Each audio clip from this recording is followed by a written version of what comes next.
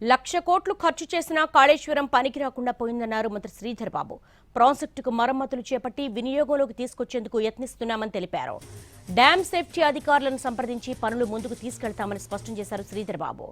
1,00,000 కోట్లు వెచ్చించిన బీఆర్ఎస్ల నిర్ణయాలు తీసుకోలేమంటూ మంత్రి శ్రీధర్ బాబు కామెంట్ చేశారు.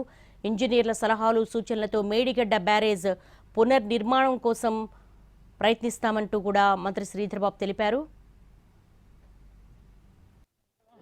సీఎం గారు ఈరోజు ప్రజాధనం వృధా కావద్దనే ఆలోచనతో మా ప్రభుత్వం ఉంది. 1,00,000 కోట్లు పెట్టిండు వాళ్ళు. బ్యారేజ్ కుంగిపోయింది. కుంగిపోయిన తర్వాత ఈరోజు చేయాల్సిన పని ఎవరు చేయాలి? వాళ్ళలాగా సొంతగా నిర్ణయాలు తీసుకునే ఆస్కారం లేదు. మేము రాజ్యాన్ని నడపాలి, కానీ దానికి సాంకేతికపరమైన ఇంజనీర్లు డ్యాములు ఏ విధంగా కట్టాలి, రోడ్లు ఏ విధంగా నిర్మాణం చేయాలి, బ్రిడ్జిలు ఏ విధంగా నిర్మాణం చేయాలనే బాధ్యత ఎవరిది ఉంటుంది? ఇంజనీరింగ్ విభాగం ఉంటుంది. ఇరిగేషన్ విభాగానికి సంబంధించిన అధికారులు, వారి నివేదిక.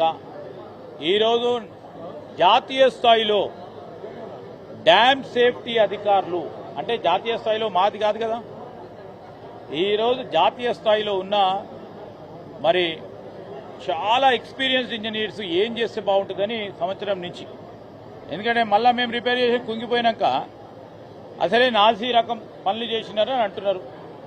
ఫస్ట్ రిపోర్ట్ ఇచ్చినప్పుడు ఏ విధంగా ఆ రిపోర్ట్ కూడా బాహటంగా బయటకు వచ్చింది. సీఎం గారు ఈరోజు ప్రజాధనం వృధా కావద్దనే ఆలోచనతో మా ప్రభుత్వం ఉంది. 1,00,000 కోట్లు పెట్టిండు వాళ్ళు. బ్యారేజ్ కుంగిపోయింది.